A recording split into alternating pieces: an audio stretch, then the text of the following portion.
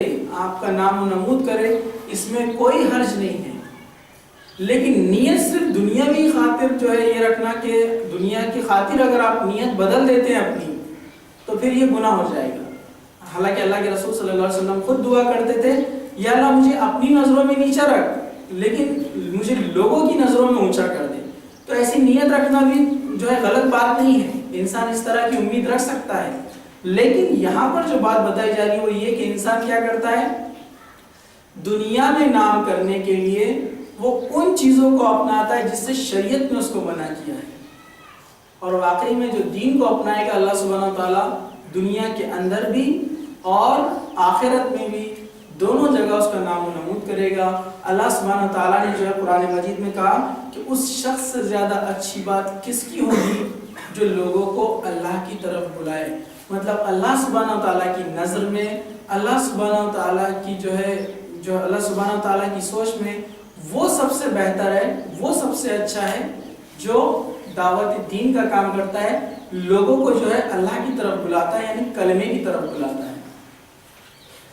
اور آپ سبھی جانتے ہیں ایک مشہور حدیث ہے، اللہ کے رسول صلی اللہ علیہ وسلم نے فرمایا کہ جب بندہ اللہ سے محبت کرتا ہے تو اس کی نشانی یہ ہے کہ وہ اللہ سبحانہ تعالیٰ کی اطاعت کرتا ہے،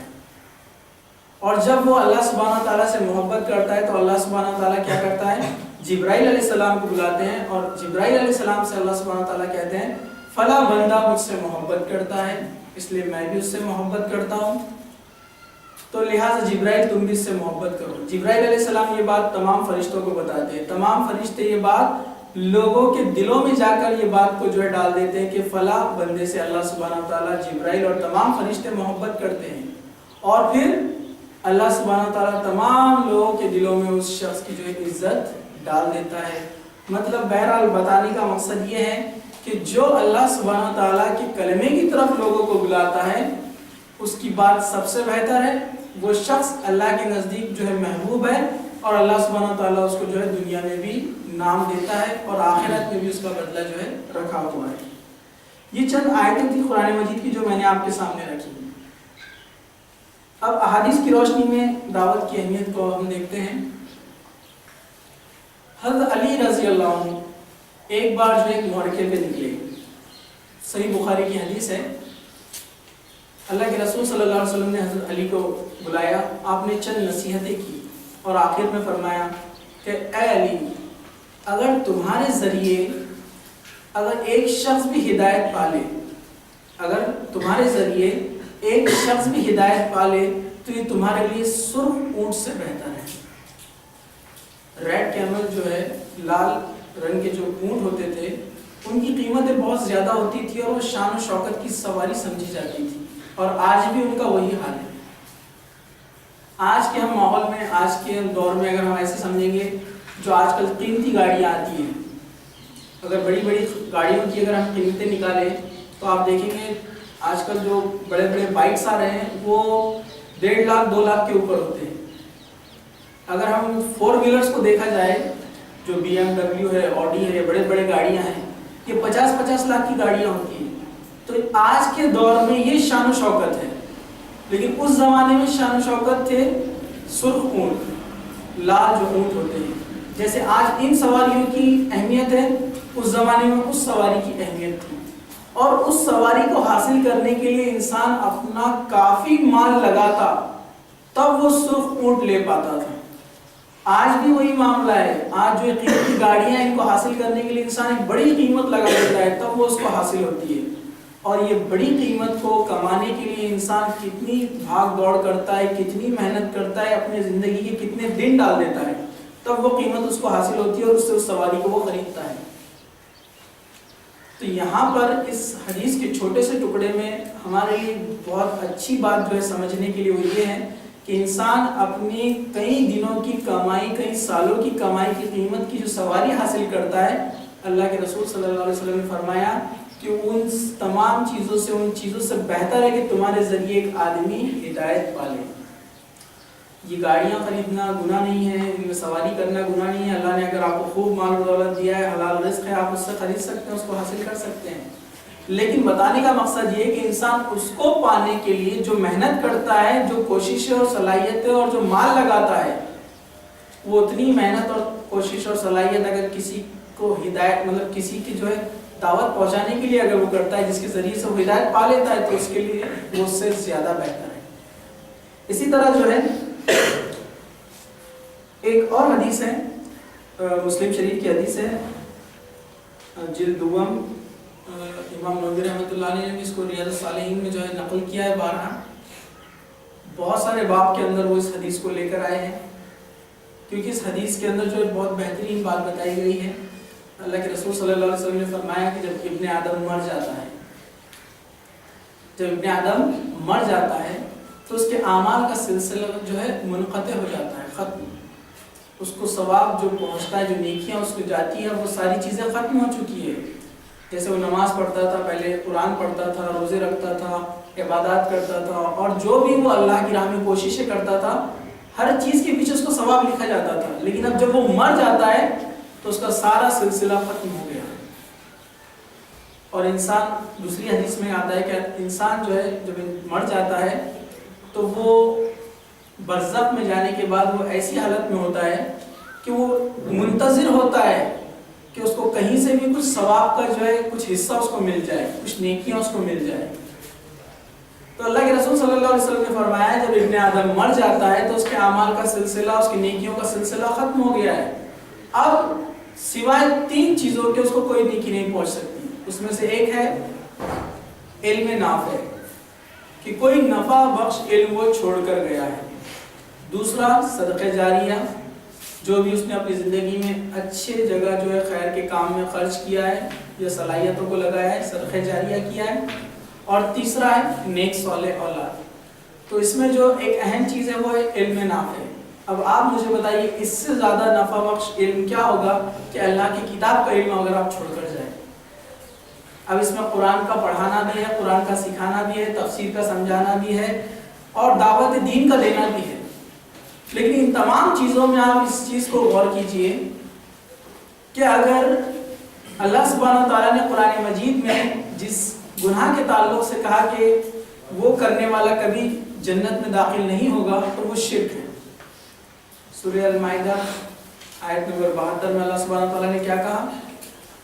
وَإِنَّهُ مَن يُشْرِكْ بِاللَّهِ فَقَدْ حَرَّمَ اللَّهُ عَلَيْهِ الْجَنَّةَ، کہ جس نے اللہ کے ساتھ شرک کیا اللہ نے جنت اس پر حرام کر دی، وہ کبھی کبھی جنت میں نہیں جائے گا۔ تو اللہ سبحانہ و تعالیٰ نے اس پر جو ہے جنت حرام کر دی اس کے شرک کرنے کی وجہ سے۔ تو یہ سب سے بڑا علم ہوگا انسان کسی کو جو ہے کلمہ توحید کا علم دے کر جائے گا،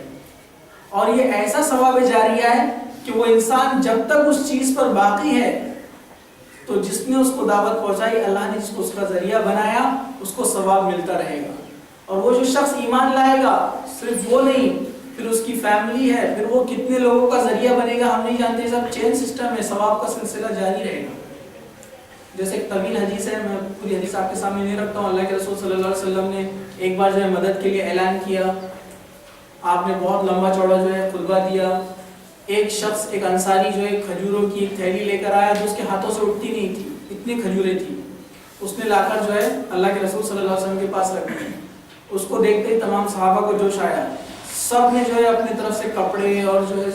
چاندی کے ٹکڑے اور بہت ساری چیزیں کھانے کے اور اناج وغیرہ لا کر رکھ دیے، یہاں تک کہ اللہ کے رسول صلی اللہ علیہ وسلم کے سامنے 2 بڑے ڈھیر تیار ہو گئے۔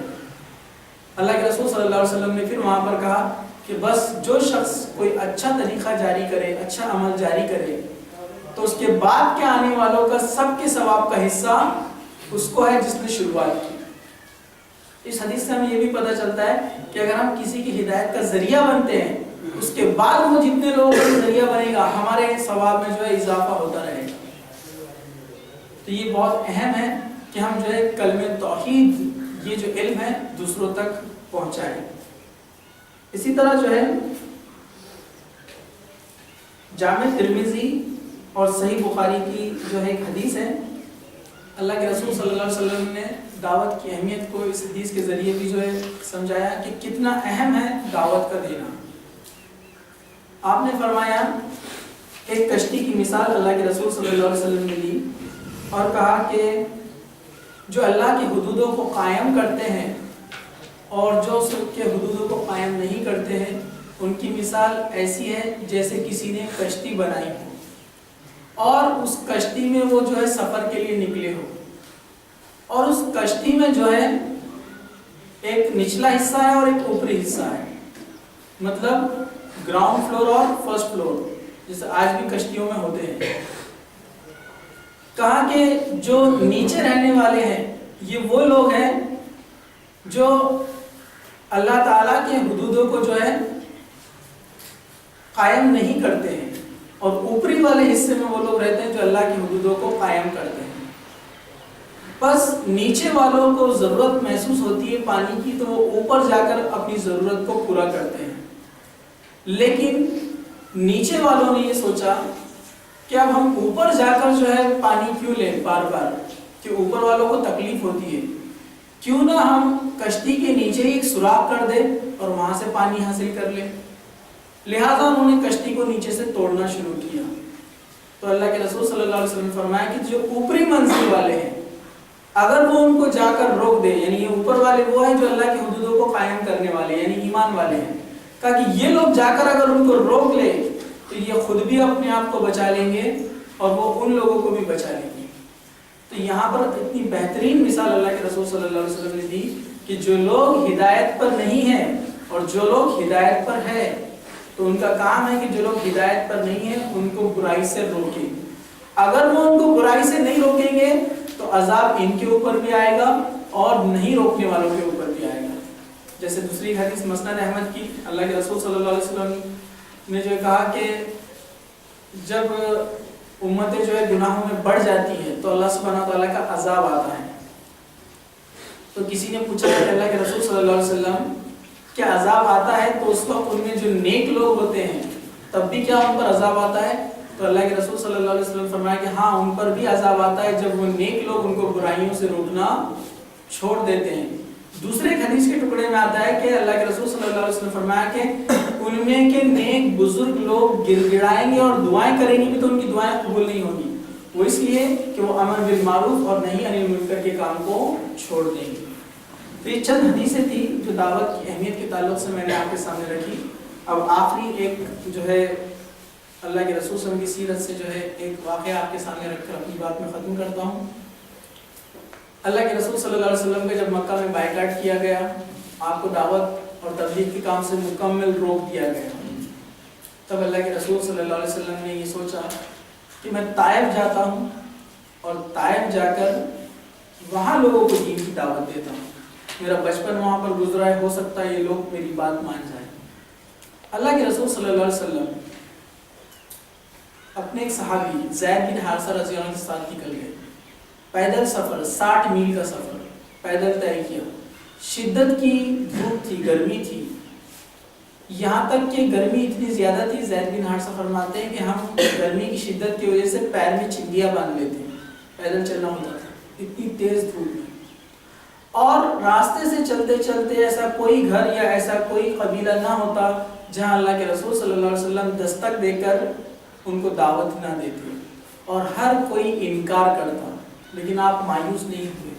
یہاں تک کہ ہم لوگ طائف پہنچے۔ طائف پہنچنے کے بعد ہم وہاں کے سرداروں سے ملے جو 3 بھائی تھے، تینوں بھائی میں عبدیہ لین یہ بڑا تھا، یہ تینوں سرداروں میں یہ بڑا بھائی تھا۔ اللہ کے رسول صلی اللہ علیہ وسلم نے اس کے سامنے اسلام کو پیش کیا تو وہ کہنے لگا، کیا اس نے مذاق بنایا، کہا کہ آپ کے علاوہ اللہ تعالیٰ کو کوئی اور نہیں ملا کیا نبی بنانے کے لیے، جس کے پاس نہ کوئی سواری ہے، نہ کوئی مہنگی چیزیں ہیں، نہ کوئی سوار ہے، نہ کوئی سپاہی ہے، بس ایسے ہی اللہ تعالیٰ نے آپ کو نبی بنا دیا۔ دوسرے نے کہا کہ بھائی میں تمہاری بات کو تو نہیں مانتا ہوں، میں تم سے بات بھی کرنا پسند نہیں کروں گا۔ تیسرے نے کہا کہ میں خاموش رہنا پسند کروں گا، کیونکہ تم اگر اللہ کے نبی ہوئے اور میں نے بات نہیں مانی تو عذاب آئے گا، اور تم اگر اللہ کے نبی نہ ہوئے تو تمہاری بات سن کر کوئی فائدہ نہیں۔ تو اللہ کے رسول صلی اللہ علیہ وسلم کو وہاں بھی نا امیدی دی، آپ وہاں سے نکلے، لیکن آپ پھر بھی جو ہے مایوس نہیں ہوئے۔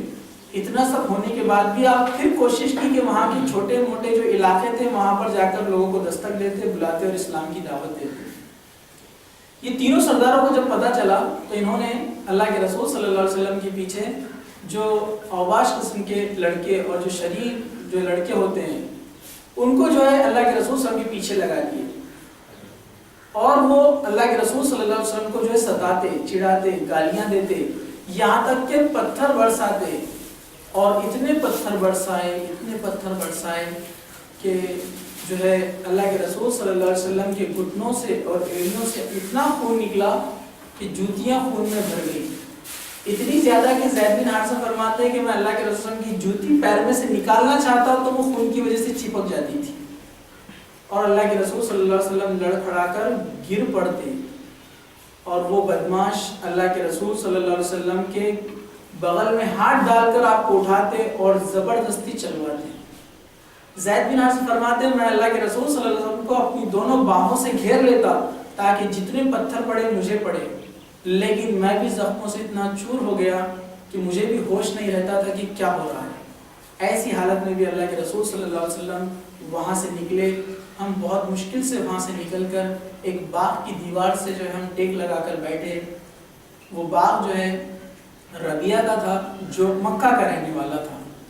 تو ظاہر سی بات ہے اللہ کے رسول صلی اللہ علیہ وسلم بھی مکہ سے تھے اور ربیہ جو تھا وہ بھی مکہ سے تھا، تو کچھ نہ کچھ ہو تو شہر والوں سے کچھ نہ کچھ ایک محبت دلی ہوتی ہے، حالانکہ وہ مسلمان نہیں تھا، لیکن ربیہ نے جو اپنے غلام سے کہا کہ یہ انگور کا گچھا لو اور یہ پانی لو اور وہ جو شخص وہاں پر بیٹھا ہے اس کو لے جا کر دے دو۔ وہ جو شخص جو غلام تھا ربیہ کا وہ عیسائی تھا، وہ اللہ کے رسول صلی اللہ علیہ وسلم کے پاس جاتا ہے، وہ انگورے دیتا ہے اور پانی دیتا ہے۔ اللہ کے رسول صلی اللہ علیہ وسلم بسم اللہ الرحمن الرحیم کہہ کر پانی پیتے ہیں، تو وہ جو شخص غلام ہوتا ہے وہ کہتا ہے کہ یہ الفاظ تو ہمارے علاقے کے لوگ استعمال نہیں کرتے، کہا کہ آپ کون ہیں؟ تو اللہ کے رسول صلی اللہ علیہ وسلم نے اپنا تعارف دیا کہ میں محمد رسول اللہ ہوں، میں اللہ کا پیغام لے کر آیا ہوں۔ وہ شخص نے اپنا نام بتایا، اللہ کے رسول صلی اللہ علیہ وسلم نے فرمایا کیا تم متی بن یوشع کے ماننے والے ہو، یعنی تم عیسائی ہو؟ تو اس شخص نے تعجب سے کہا کہ آپ کیسے جانتے ہیں؟ اللہ کے رسول صلی اللہ علیہ وسلم نے فرمایا ہم تمام انبیاء ایک دوسرے کے بھائی ہوتے ہیں۔ وہ شخص کافی متاثر ہوا، دیکھیے اللہ کے رسول صلی اللہ علیہ وسلم کتنی مشکلات سے چوٹیں کھا کر تکلیف اٹھا کر پہنچے، پھر بھی اپنے مشن کو نہیں بھولے اپنا، پھر اس عیسائی کو دعوت دے دی، اور وہ عیسائی وہ شخص جو بعد میں مسلمان ہو کر مدینہ ہجرت کر کر آیا تھا۔ تو ہم اس واقعے میں دیکھیں گے اللہ کے رسول صلی اللہ علیہ وسلم کی تڑپ کتنی زیادہ تھی دعوت کے لیے۔ اتنا سب کچھ ہونے کے بعد بھی جب اللہ تعالیٰ نے ملائکۃ الجبال یعنی پہاڑوں کے فرشتے کو بھیجا کہ اللہ کے رسول صلی اللہ علیہ وسلم سے کہیں کہ اگر آپ اجازت دے تو دونوں پہاڑیوں کے بیچ میں اس قوم کو پیس دیا جائے، لیکن اللہ کے رسول صلی اللہ علیہ وسلم جو رحمت للعالمین بن کر آئے تھے، آپ نے کہا کہ نہیں مجھے اللہ سے امید ہے کہ ان کی آنے والی نسلیں ایمان لائے گی، اور ویسا ہی ہوا۔ جنگ تبوک، جنگ موتا، جو بڑی بڑے جنگیں ہوئی اس میں سب سے زیادہ حصہ لینے والے جو لوگ تھے وہ طائف سے تھے۔ تو یہ چند قرآن کی آیتیں اور حدیثیں اور یہ اللہ کے رسول کی سیرت سے ایک واقعہ میں نے آپ کے سامنے رکھا، تو ہم سمجھ سکتے ہیں ان تمام چیزوں سے کہ دعوت دوسروں تک پہنچانا کتنا اہم ہے، کتنا ضروری ہے، اور یہ ہر انسان اپنی استطاعت اور طاقت کے مطابق اس کو ضرور کرے۔ اللہ سبحانہ تعالیٰ سے دعا ہے اللہ سبحانہ تعالیٰ اس فریضے کو انجام دینے کے لیے ہمارے اندر طاقت اور قوت پیدا کرے۔ اللہ سبحانہ تعالیٰ ہم کو جب تک زندہ رکھے، اسلام پر زندہ رکھے، جب بھی ہمارا خاتمہ ایمان پر ہمارا خاتمہ ہو، وہ آخر دعوانا الحمدللہ رب العالمین۔